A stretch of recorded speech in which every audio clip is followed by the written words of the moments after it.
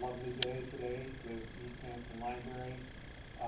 Today we're going to have a discussion of Jeffrey Sussman's latest book, Boxing and the Mafia, The Notorious History of the Sweet Science.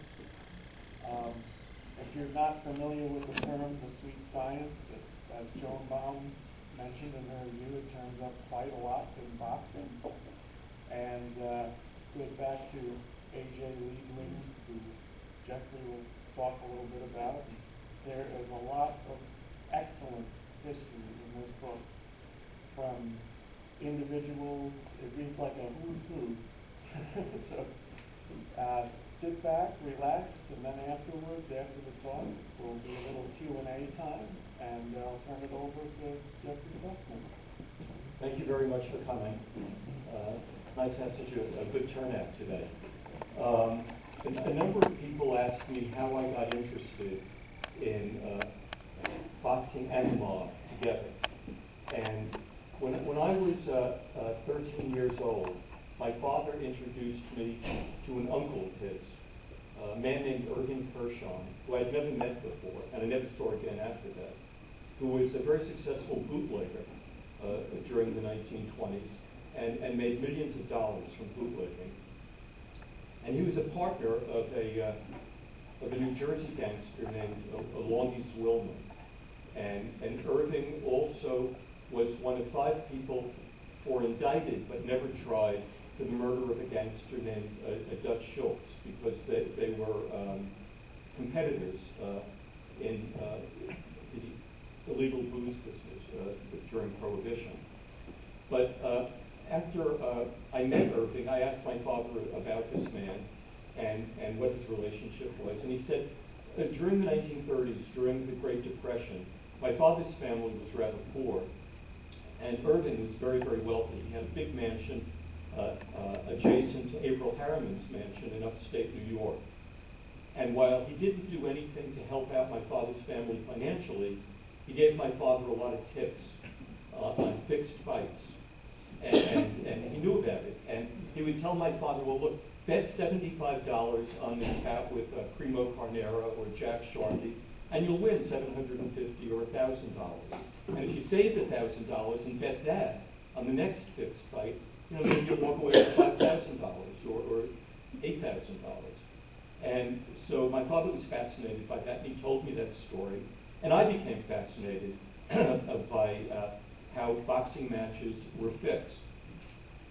And in the 1980s, I did the publicity for an Olympic gold medalist who was a welterweight fighter named Howard Davis. And I used to go watch Howard at the Times Square gym, which was a boxing gym on West 42nd Street that's no longer there. And I got to talking to some of the people in the gym. They were very colorful characters.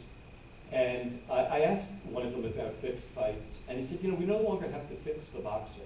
All we have to do is fix one of the judges, or maybe 2 of them, and we'll know the outcome.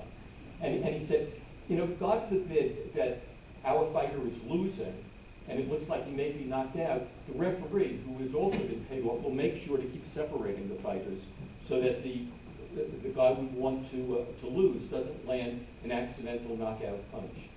And in the final chapter of my book, I have testimony from Sammy the Bull Gravano, who testified to a Senate committee about corruption in boxing. And he said, well, what would happen if your man that you wanted to lose accidentally knocked out his opponent? And he said, well, our man would quickly pick him up and make sure that he started fighting again. But fighting goes back to Arnold Rothstein. He was the man who allegedly fixed the 1919 World Series. And there was a lot of notoriety that came from that event. And he and his bagman, a featherweight boxing champion named Abe Attell, realized that it was a lot easier to fix a boxing match than to fix a baseball game. In baseball, you had to fix almost 9 players. In boxing, only 1 or 2 participants needed to be fixed. So Abe Attell after the 1919 World Series and after that fiasco. Oh, by the way, he was tried in a court for his work in fixing the 1919 World Series, and the guy had so much moxie that he convinced the jury that he was the wrong Abe Attell, and they dismissed him. But Abe Attell then went to work for a famous gangster named Oni Madden. Oni Madden, who had also been one of the biggest bootleggers in New York in the 1920s, and was known as Oni the Killer Madden because he had killed a number of people during his rise in crime. But after Prohibition ended, he was looking for other ways of making a living. And not that he needed to, I mean, he had made millions of dollars. But he decided that boxing would be a good ticket for him. And he bought the contract of a heavyweight boxer named Primo Carnera. Now, Primo Carnera was originally a circus strongman from Italy, and his manager was a Frenchman who brought him to New York and only saw the potential of Primo Carnera, and he pushed the manager out with threats and sent him back to France and took over the contract of Primo Carnera. Primo Carnera was enormous. He was 6'7" and weighed about 270 pounds, but he couldn't box. He looked like a boxer. He was immensely strong, had a terrific physique, and so in order to get him to get the World Heavyweight Championship, they had to fix all of his fights. So every fighter he fought got paid off to lose to Primo Carnera. And eventually, in 1935, he fought Max Baer, and Oni Madden's henchman came into Max Baer's dressing room prior to the fight, and they wanted him to throw the fight. And he had a very tough manager named Ansel Hoffman, who told these thugs to get lost. And nothing happened, oddly enough. And Max Baer knocked out Primo Carnera and became the heavyweight champion of the world. After that, Oni Madden continued doing some illegal stuff and then retired to Hot Springs, Arkansas. And he turned Hot Springs, Arkansas into a resort for criminals and gangsters who were on the lam, so that Lucky Luciano hid out there when Thomas Dewey was looking to convict him. Frank Costello went there. There was a guy named Mad Dog Call, who was wanted for murder in New York. He went there. And Oni Madden married the postmaster's daughter in Hot Springs, Arkansas. And eventually, in old age, as he became quite ill, he needed round-the-clock nursing care. And his round-the-clock nurse in Hot Springs, Arkansas, was Bill Clinton's mother, who took very good care of him until he died. Now, the next person who came and really started controlling illegal sports, particularly boxing, in New York, was a man named Frankie Carbo, who had been a murderer of Murder Inc. and had killed probably 19 people.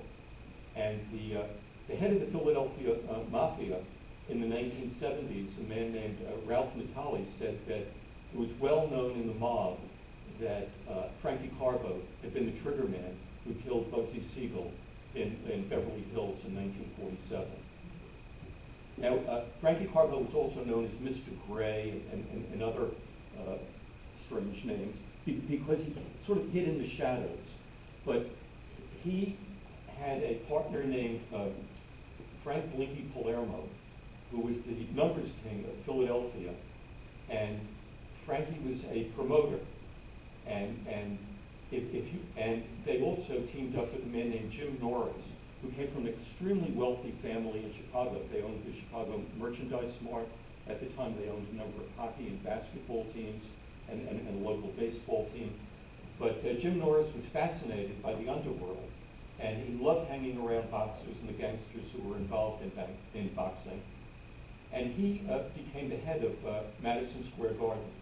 And in partnership with Frankie Carbo and Frank Palermo, they were able to control every single boxing match that took place in Madison Square Garden. And they would determine who would win and who would lose. And they would bet on the outcome of the fight, knowing what the outcome of the fight would be. Frankie Carbo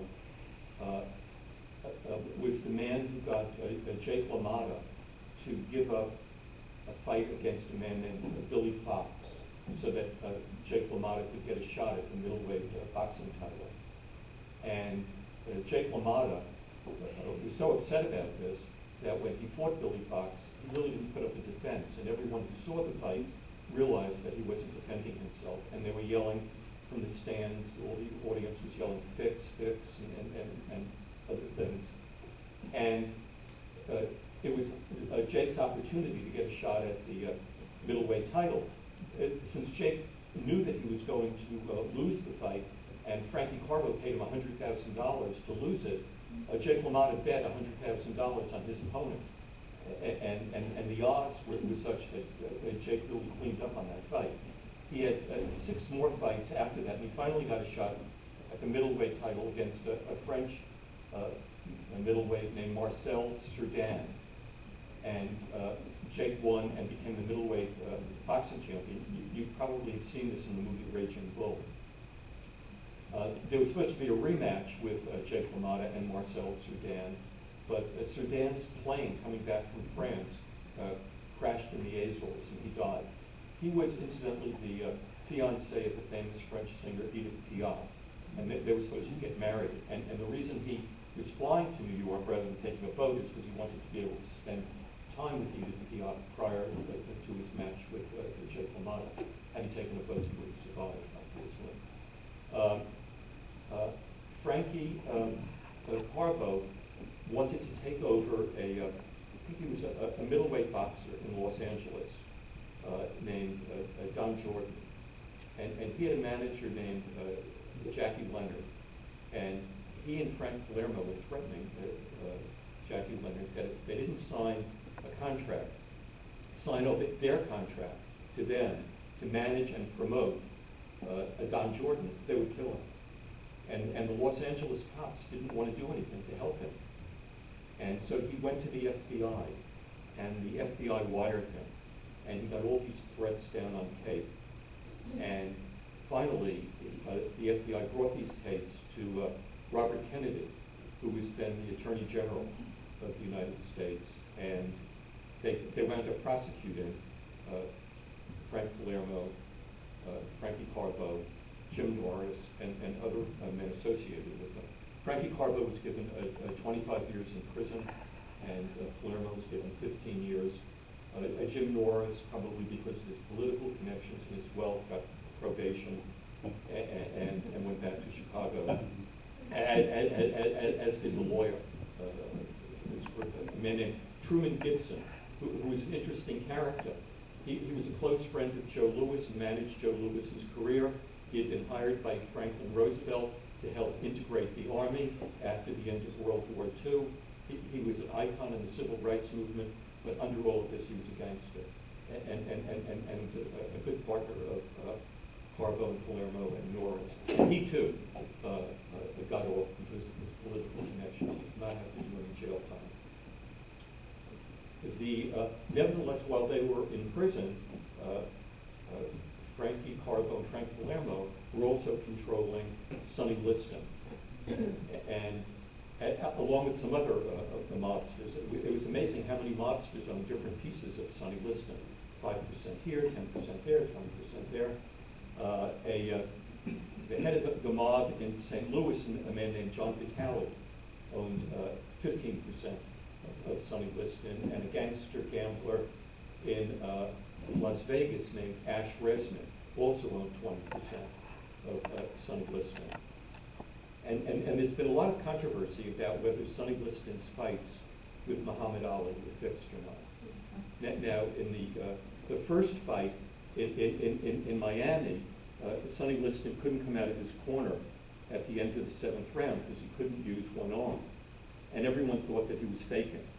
But 3 days later, x-rays were done of his arm, and it turned out that he had severe injuries in his shoulder, and it had bled into his bicep, and in fact, he couldn't use his arm. The second fight, the rematch, took place in Lewiston, Maine, which is a little town that nobody had ever heard of. And that was because the promoters couldn't get a big city to offer a venue for a rematch between Liston and Ollie. They tried New York, they tried Chicago, they tried Philadelphia, and the mayors of all of those cities said no, because Sonny Liston was known as a gangster, and he was a gangster, but he had a very sad life also. Sonny Liston was one of 25 children of a sharecropper named Toby Liston. His father used to beat him all the time with a stick, with a leather strap, with a branch from a tree. And Sonny Liston's back was covered with scars from this.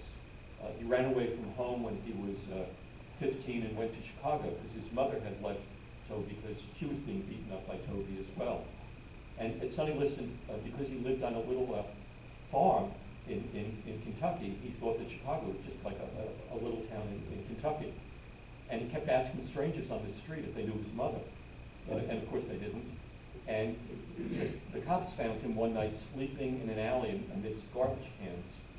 And they took him to jail, and they fed him, and they cleaned him up. And they found out he was looking for his mother, and they were able to locate his mother, and they reunited Sonny with his mother. Sonny was very big at the time. At age 15, he was about 6'4", and he went to school, but all the kids used to make fun of him because he was so big. And he quit school, and he was completely illiterate. He could neither read nor write. And he took odd jobs, but then he also joined gangs, and he was committing crimes. He was a mugger. He was known as the yellow shirt bandit of Chicago because foolishly he always wore a yellow shirt when he mugged someone. And all you had to do was look for a kid with a yellow shirt, and you knew who he was, and they arrested him. But he was such a tough guy that when the cops would beat him over the head with a club, it didn't seem to have any effect on him. I mean, you could punch this kid, you could pummel him, and he just came back for more. He was just extraordinary. And he was in prison, and a priest in prison tried to reform him and encouraged him to become a boxer. And Sonny and this priest remained friends for the rest of Sonny's life. He had a number of fights, and he won every single fight. And he was fearsome. He was probably one of the most powerful heavyweight fighters who ever lived. People were terrified of him. They'd get in the ring with him, and they'd want to get out of the ring with him as soon as possible. He was really fearsome. And but the mob controlled and owned him. They saw Sonny as a terrific needle ticket. And as long as he kept winning, they were winning as well. However, when it came to Muhammad Ali, there were a lot of people who did not want Sonny Liston to become the heavyweight champion. That included John and Robert Kennedy. They thought he was bad for the black race. The NAACP didn't want him to become the heavyweight champion. The Congress of Racial Equality didn't want him to become the heavyweight champion.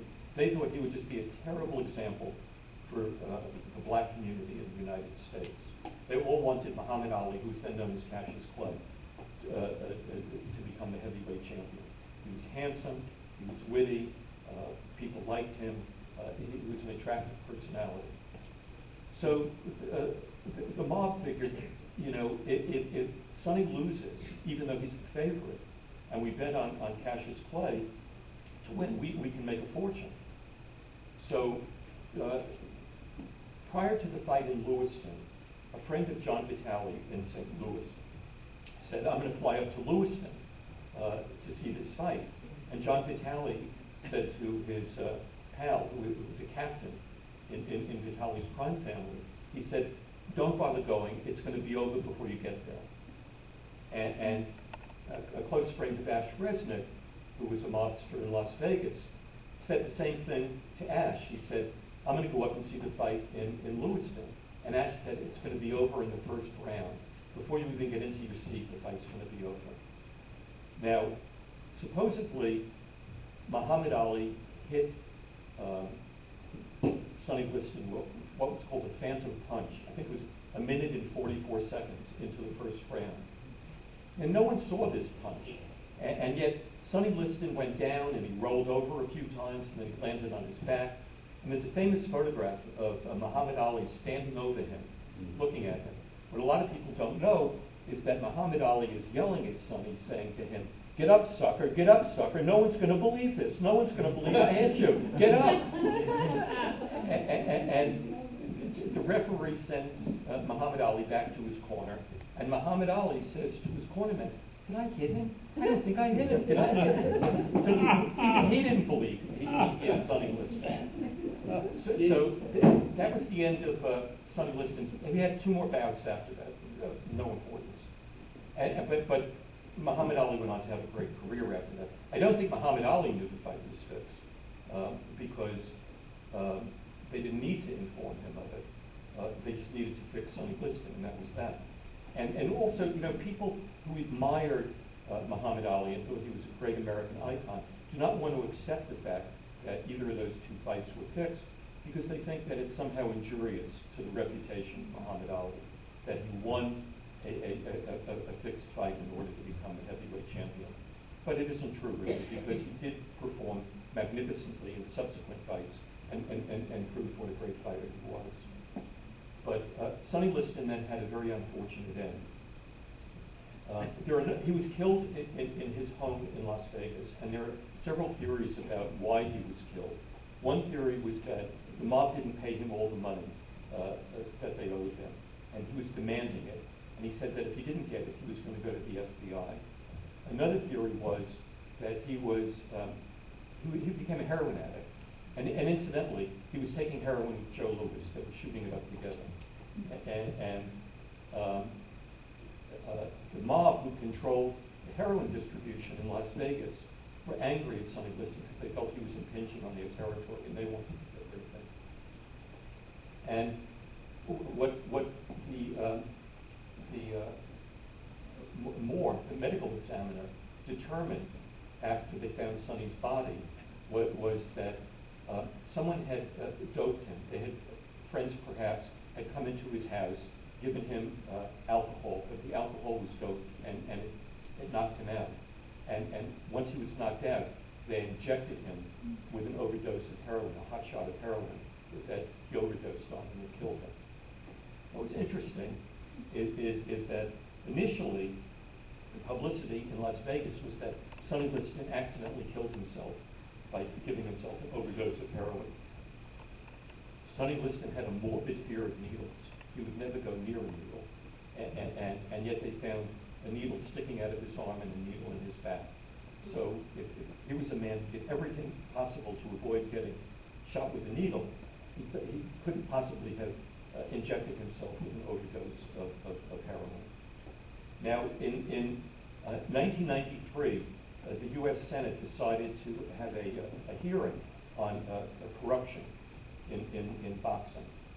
And they called Sammy the Bull Gravano, who at the time was in the Witness Protection Program, having testified against John Gotti. And one of the things they asked Gravano was,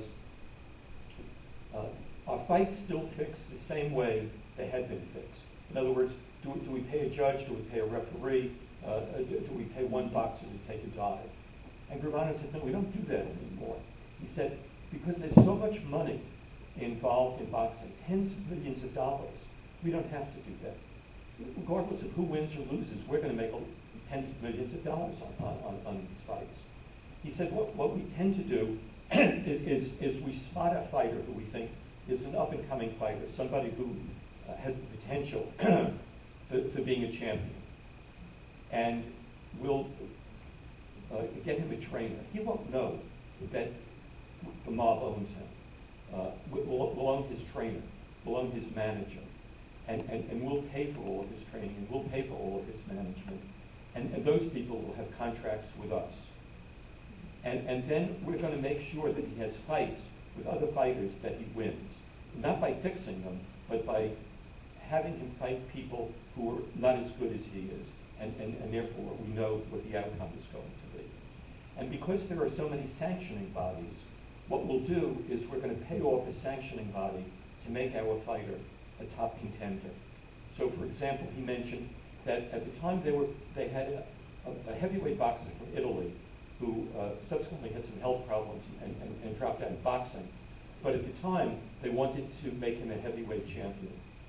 And they went to one of the sanctioning bodies, and they asked that this guy be pushed to the top of the field, that he would become the next contender for the heavyweight boxing championship.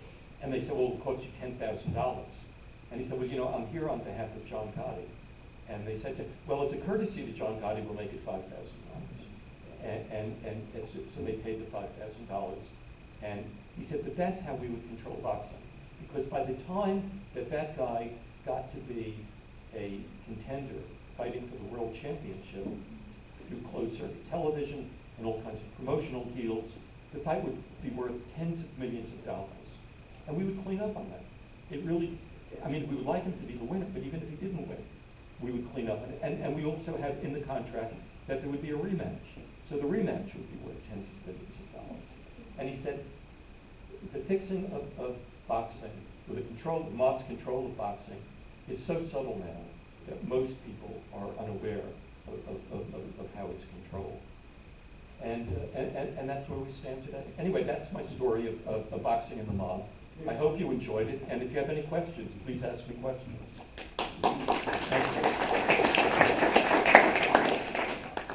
Are you familiar with Jose Torres? Yes. And his fight against Charlie Devil Green? No, I'm not familiar with that. Okay, it's a very interesting story. Charlie Devil Green was a light heavyweight Olympic champion. Jose Torres had retired and was making his comeback. And the guy he was supposed to fight came up lame the day of the fight. So Charlie Green, who was in the audience, was pulled out of the audience and paid the biggest payday he ever got, which was $50,000, to fight Jose Torres. And this is apropos of what you say, people wanting certain people to win. In the first round, Charlie Green knocked Torres out, but there was a long, the Mirror reported that they counted to 25. and Torres got up, and Charlie knocked him down again, and Torres got up at the count of 14. And in the third round, he knocked Charlie out because he had been training, and Charlie hadn't been training. Right. So that's obviously funny. they wanted Jose to. Of course. And to his credit, after that fight, Jose Torres retired. Oh, he did. Good man. Yes. Was the original Max Schmeling, Joe Louis fight fixed? No, I don't think so. But what you know, what a lot of people don't know is that, you know, that was in, I think, 1939. But, you know, there was a fight with Max Baer and Max Schmeling in 1933, which didn't get very much publicity. And it was the year that Hitler came to power. And Max Baer was partially Jewish. He had a Jewish father. And he didn't know much about Hitler or what was going on in Germany at the time. But his manager did, a man named Ansel Hoffman. And he told Max Baer about this. And so Max Baer put a Star of David on his boxing trunks. And the fight took place at Yankee Stadium. My father was there and told me about it. And Max Baer so pummeled Max Schmeling that the referee had to stop the fight in the 10th round, saying that if he hadn't stopped it, Max Baer would have killed Max Schmeling. And you can see this fight on YouTube. Wow. It's extraordinary. And that Max Schmeling was thought of as such a great fighter. He wasn't. When you see him in this fight, I mean, he was taking one punch after another from the beginning of round one. He was just trying to stand on his feet for 10 rounds. It was extraordinary. How long did it take you to research all this? About 6 or 7 months. Did you get any threats? No. Most of these people are dead. Yes. So when do you think the mafia exited from boxing, or did they exit, or does it still go on? Well, according to Sammy Gravano, it still goes on, but it goes on in such subtle ways that the public. So you think even today, a lot of these fights are still fixed? Oh yeah, yeah. Yeah. Do you remember that fight with what's his name, Floyd Mayweather Yes. and that other the guy? I mean, it was a $10 million joke. His opponent was no match for him. It's show business, and it's not quite wrestling, but it's definitely show business. Do you think when the judges sometimes have such disparity in a fight, every judge scores its lopsided one, and then there's one who's completely different in the opposite direction? Is that an accident, or is that an attempt to do something? I think it's probably an attempt to do something. I did a radio interview about a month ago with a man named Randy Gordon, who's the former New York State boxing commissioner, and a man named Jerry Cooney, who had been a heavyweight boxer. And we were talking about that. And one of the things that we all agreed was that the audience will see that a fighter has definitely won, and yet the judges and the referee pick his opponent as the winner on points. And there can only be one conclusion to that. That there's an investment in a particular fighter winning. What about the fights with Evander Holyfield? The reason I ask that is because a classmate of my daughter's the father was his manager. And I always wondered about that. I never asked him. But the Evander Holyfield fights, in general, how were they? As far as I know, they were legitimate. Were they? As far as I know, yeah. The first Walter Lewis fight, Lewis lost very badly but got the decision. Was there any Well, it was very interesting. There was a man named Mike Jacobs who preceded Frankie Carbo in controlling Madison Square Garden. He wasn't quite a gangster, but he wasn't on the level either. And he had a contract with Joe Louis. Well, for any fight that took place at Madison Square Garden had to go through Mike Jacobs. And he had a contract, a lifetime contract with Joe Louis, that as long as Joe Louis was the heavyweight champion of the world, he would get 10% of Joe Louis's earnings ad infinitum. So Max Baer fought Joe Louis. Max Baer at the time had 2 broken hands. And the fight took place at Yankee Stadium, an outdoor fight. And because both of his fists were broken, a doctor injected them with Novocaine so he would be able to fight. But it was raining that night, and the rain didn't stop till 11 o'clock at night. The fight was originally supposed to take place around 7:30 at night. And by 11 o'clock at night, Novocaine was worn off. And Max Baer went out, and he was slaughtered by Joe Louis. He couldn't defend himself.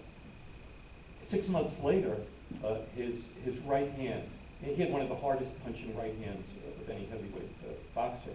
His right hand was completely repaired, and he wanted a rematch. And Mike Jacobs would not give him a rematch with Joe Louis because he was frightened that Max Baer would knock out Joe Louis. All he needed was one terrific right punch, and he would do it. So he refused to have that rematch, and it also protected his investment in Joe Louis. So was the Walter fight fixed? It could be. It very well could be. 2 questions, if you allow me. What is illegal then with what the mob does presently, with the large numbers that are involved, etc.? Well, they're not doing things that are so much illegal anymore. I mean, it was illegal to fix a fight. It was illegal to threaten someone. It was illegal to buy off a referee or a judge. But if you own something that's legitimate and you're not doing anything illegitimate, the only thing that is probably illegitimate is paying off one of the sanctioning bodies to elevate your fighter to a position of being a contender. The ones who ask for 10,000? Yeah. That's illegal. On whose part? Well, it's illegal on the part of the sanctioning body, and it's complicit on the part of the management that pays them. The second question is, during the fight and on a point system, are those individual rounds recorded at the end of the round, or are they all tallied at the end of the fight? Usually, in going far back, it was tallied along the way. I mean, because you couldn't keep track of. Now they have recording devices that record the number of punches landed each round. And that's what they base it on? Well, that's part of what they base it on, yeah. Yes. Just some clarification, what's the sanctioning body? Oh, it's like, let's say the World Boxing Association, or the World Boxing Association.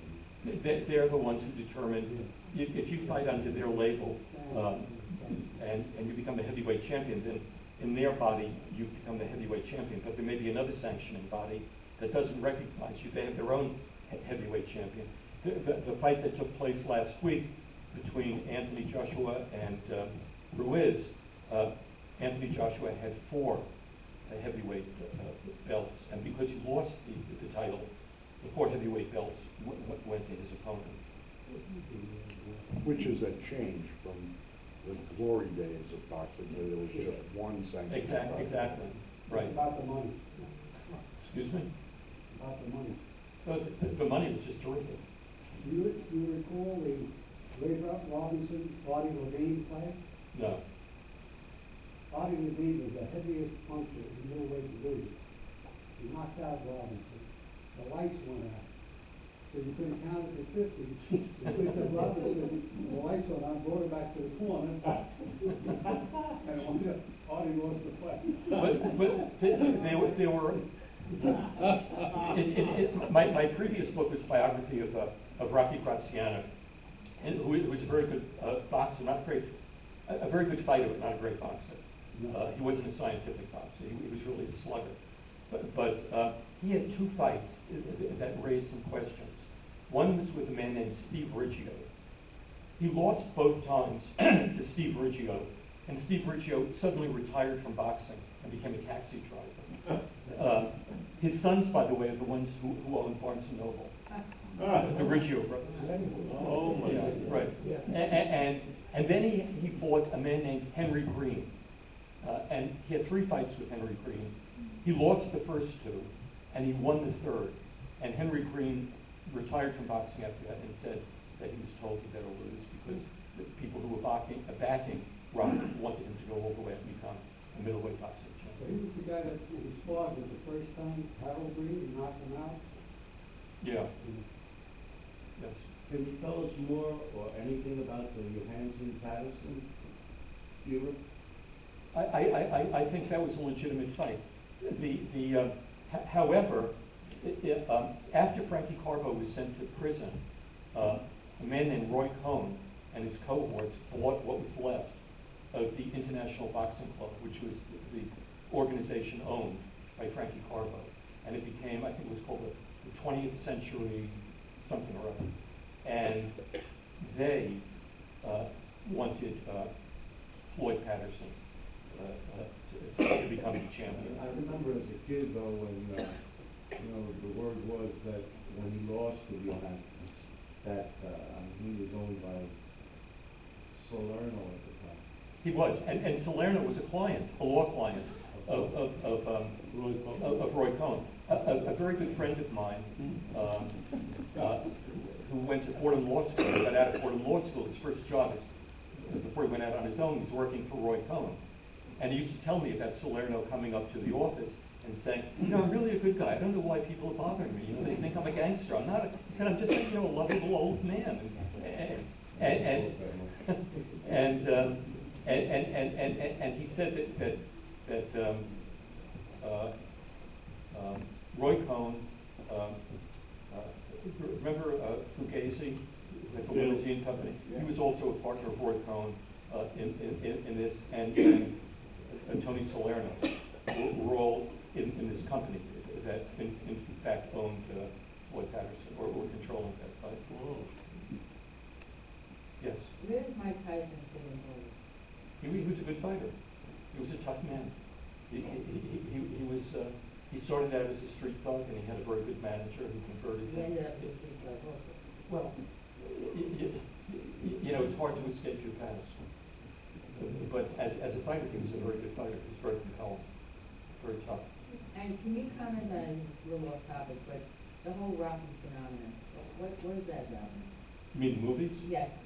It was to some extent based on this guy, Jerry Cooney, who I did the radio interview with, who's a very likable, very smart guy, and it was basically that they romanticized his story, and it became a vehicle for Sylvester Stallone. What happened to Cooney? He just fizzled out. Well, he had all this talent. What happened? He lost a couple of big fights, and he also realized that he had gone as far as he could as a boxer, and that opportunities for him lay in other directions. He's a smart guy. I mean, The Great White Hope. Excuse me? He was the Great White Hope. He was, but that was sort of a promotional joke. Yeah. He lives in New Jersey now. He shows no signs of having been a boxer. There are no scars on his face. He's mentally alert. He's smart, and he seems to be doing quite well. You say that millions of dollars are involved now in boxing, in any one particular fight, probably through the HBO, all the various Right. outlets. Primarily the championship venues. fights. Okay. I fail to see how, when you say that boxing is still controlled to some extent by the mob, I can't see how they are infiltrated in this. If you say all the venues are legal, all the licenses are legal, all the things that people are doing. The mob illegal. does things that are illegal also. What's that? The mob does things that are legal. A lot of the mafia families, they own a lot of legal businesses. Okay, so this stuff back there in the shadows that you're saying. Yeah, exactly. Okay. Right. Yes.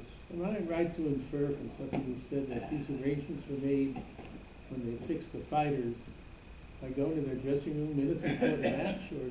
Well, that only happened in this championship bout with Max Baer. Most of the time, it would happen well before that. Yeah. It was just the mob was actually ambivalent about Primo Carnera at that time, because there was a lot of talk in the sports world that his fights were fixed, and Oni Madden and his crowd were worried that government agencies were going to start coming down on them. So they were ambivalent. They thought they would try to fix this fight, but if they couldn't fix it, they'll walk away from it. And they did walk away. They completely abandoned Primo Carnera after that. He was, as a result of that fight with Max Baer, he had a broken jaw, he had 3 broken ribs, he had a broken arm, a broken bone in one arm.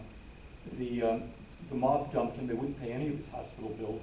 Max Baer paid every single hospital bill for Primo Carnera. And because the mob stole all of his money, Max Baer felt sorry for him and got him a job as a professional wrestler.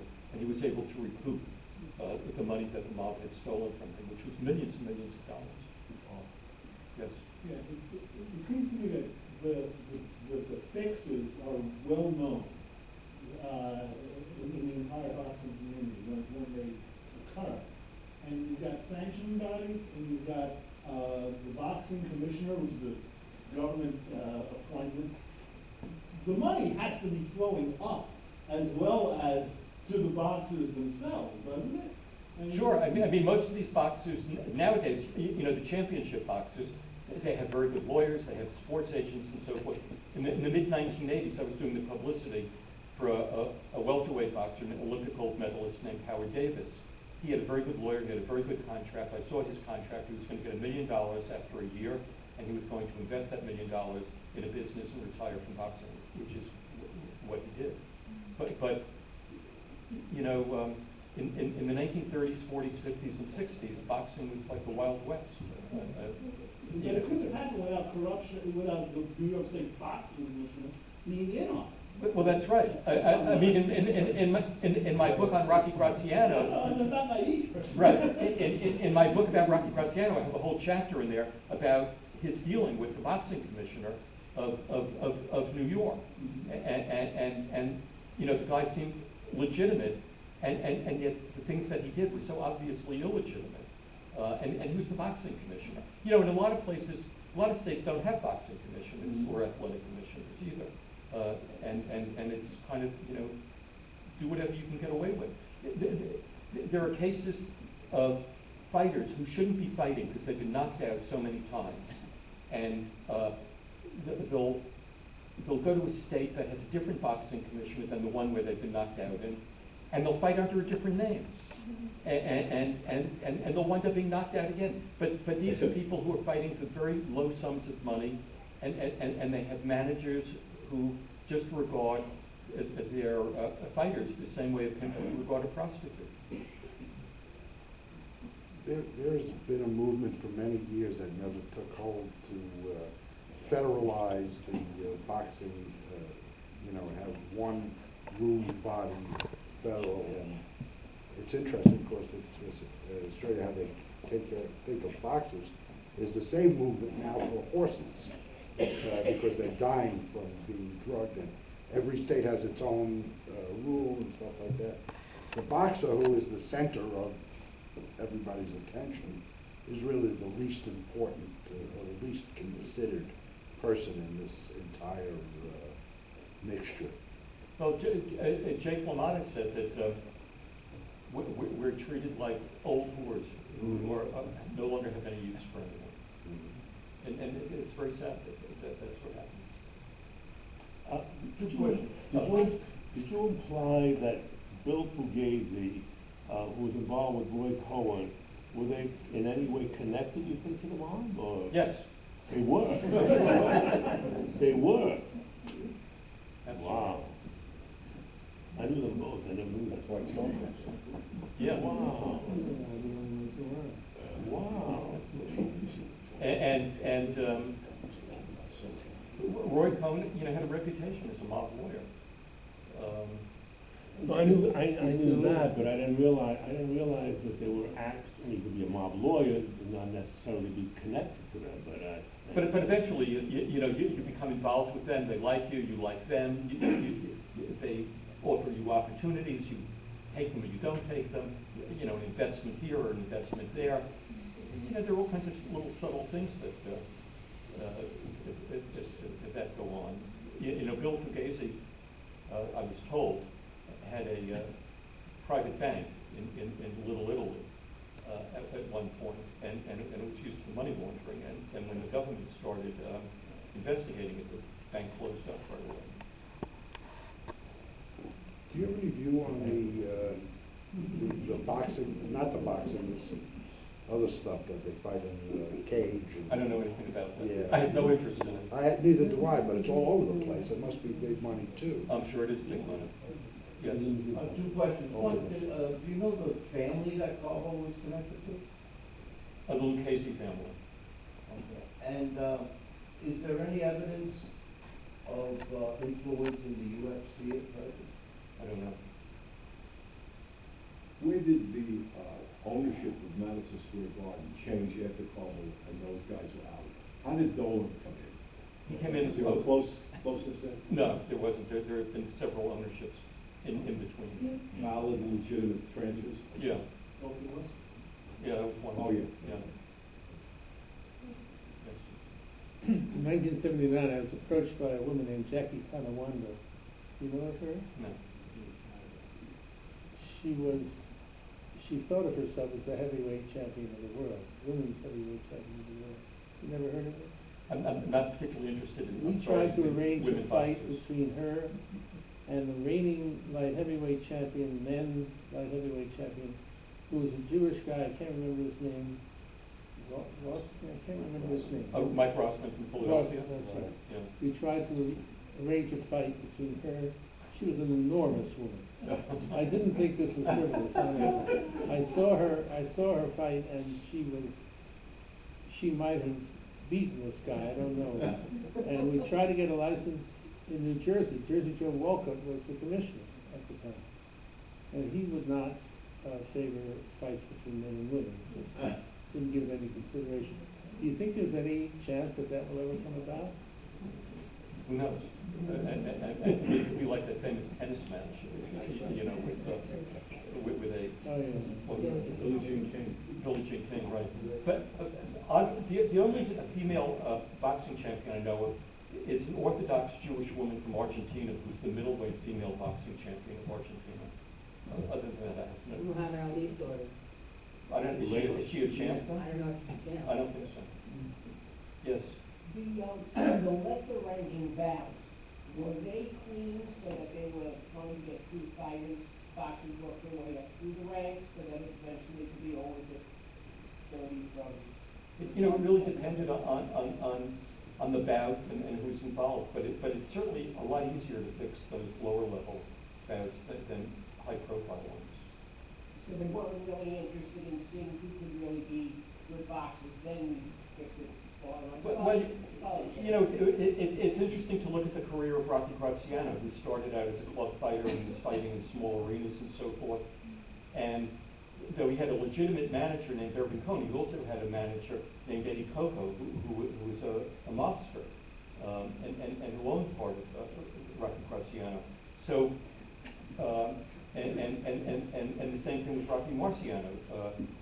Al Wilde was connected to the mob, and these people had an investment in making sure that their fighters went to the top if possible. Was he approached? Marciano ever approached? I don't think he hung out with a lot of mobsters. He was very friendly with a lot of mobsters, but his manager Al Wilde was very connected with the mob. You know, all the names that you're saying are either Italian names or Jewish names. Right. Can you talk about that a little bit and how these guys get together and?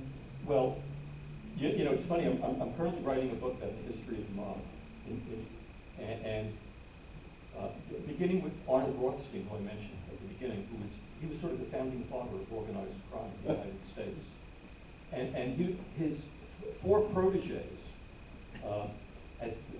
before the beginning of Prohibition were Lucky Luciano, Meyer Lansky, Frank Costello, and Bugsy Siegel, who were all friends from their teenage years. So there was always an interconnection between Jews and Italians in the mob. And it was interesting because what a lot of people don't realize is while there were 5 mafia families in New York, Lucky Luciano and Meyer Lansky established something called the National Crime Syndicate, which really was over the mafia.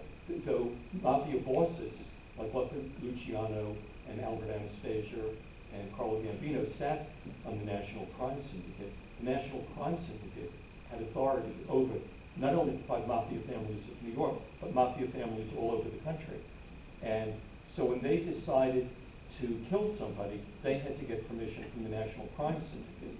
And so, for example, one of the things that I uncovered was that when Albert Anastasia was assassinated in a barbershop in 1957 in New York, they had to get the okay from Meyer Lansky, who was in Miami, and he agreed that Anastasia should be killed. What was the reason for that? It's very sort of complicated in a way. When Lucky Luciano had his own crime family, and when Lucky Luciano got out of prison in 1946, he was deported to Italy. He appointed his underboss, Vito Genovese, to become the boss of his crime family. Vito Genovese was indicted for murder, and rather than facing the murder charge, he went off to Italy. While Luciano was in prison, not when Luciano got out. This was in the 1930s. And when Vito Genovese went to Italy, Frank Costello, who was the consigliere of that family, became the boss of the family. And Frank Costello was hated by Vito Genovese. Vito Genovese did not like the fact that they had Jews that they did business with, and he used to refer to them as the little thieves. And Frank Costello and Lucky Luciano looked down upon him for having this prejudice. Frank Costello was married to a Jewish woman, and Lucky Luciano and Meyer Lansky were like brothers, and they could finish each other's sentences. But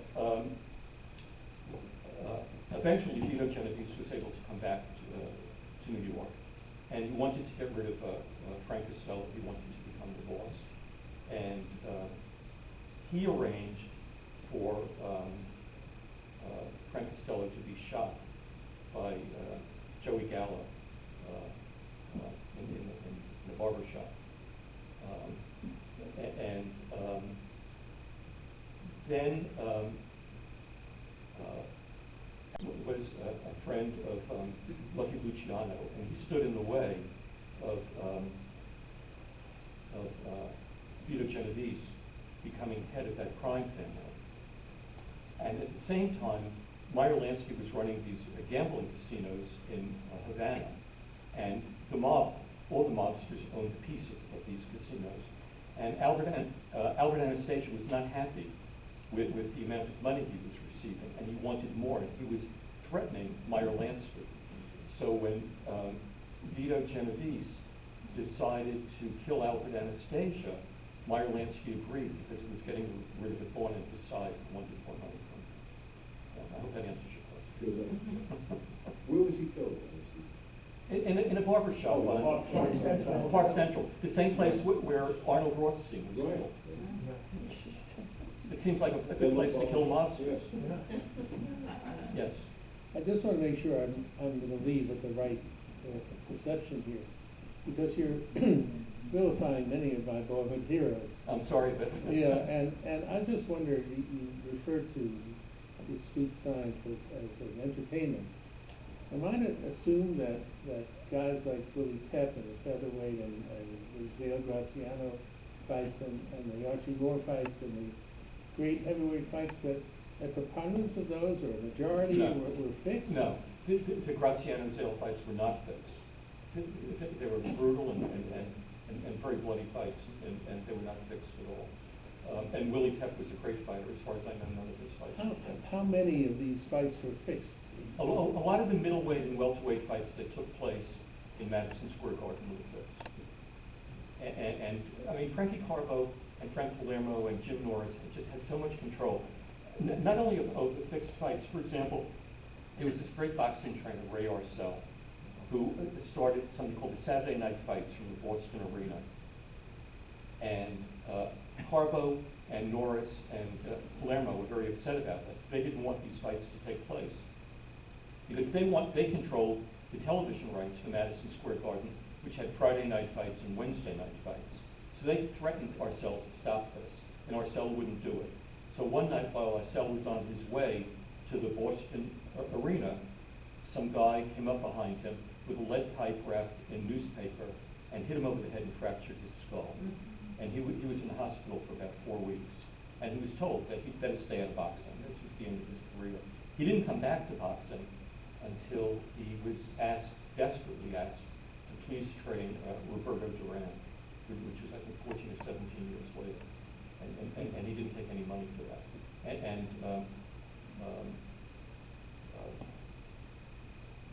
But Frankie Carbo, in fact, ended the Saturday Night Fights from Boston.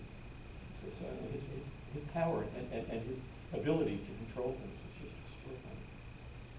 If Al Weil was connected with the mob, I don't think anything that he was connected with had anything to do with Rocky Marciano's fights. I don't think Marciano's fights were fixed. However, you know, there's a movie being made now with a heavyweight fighter named Harry Haft, who was in a Nazi concentration camp during the war. He had to fight for the entertainment of the SS guards. And he had 70 fights while he was in concentration camp, and he won every single fight. And he came to New York after he was released from the concentration camps. And he had several fights, and his last fight was with Rocky Marciano at some arena in Westchester. What was the name? What was his name? Harry Haft, Haft. And the guy who made the movie Bugsy, who's that director? He's making the Warren Beatty? No, the director. He's making a movie right now about Harry. His son wrote a book about it. Yeah, he did Diner too, right? Yeah, Barry Levinson, right, is making a movie about Harry Haff. Harry Haff told his son that before that fight, he was told that he better lose to Marciano because Marciano is going to be our next heavyweight champion, and we don't want you to knock him out. And he was told that if he did, he would be killed. Oh. And after that, he left boxing. Opened the grocery He store. probably didn't have a chance against Marciano anyway. I don't know, Marciano was an interesting fighter. If you look at Marciano, he's very short. He had very short arms. The fighters he won against, Joe Louis, Archie Moore, those people that were way past their prime. I doubt he could have beat Joe Louis in Joe Louis's prime. Joe Louis was unbeatable. And in order for Marciano to win, he had to get in under these fighters, get in under their long arms, and he had to kind of punch from the bottom. And he was punching guys who were really, some of them were old men by boxing standards at the time that he won. You look at balding Joe Louis and Archie Moore, who was a brilliant fighter. He was very smart. He knew how to maneuver around the ring brilliantly.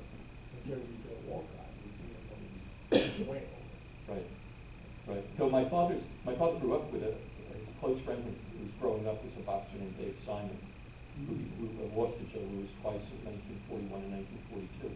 He beat Jersey Joe Volcott.